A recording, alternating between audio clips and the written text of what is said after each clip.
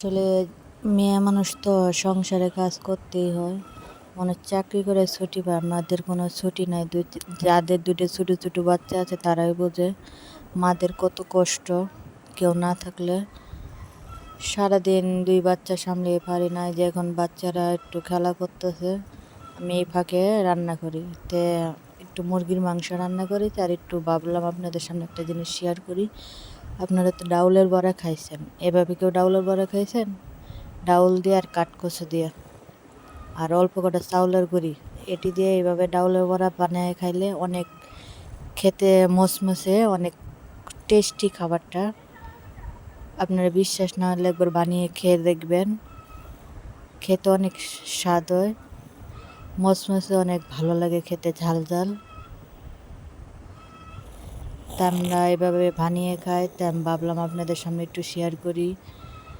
আমার বাচ্চারাও এটা খাইতে অনেক পছন্দ করে, অনেক ভালো হয়, মচমচে খাবার। দেখেন আমার বড়াটা রেডি। ভিডিওটা ভালো লাগলে লাইক কমেন্ট শেয়ার করবেন।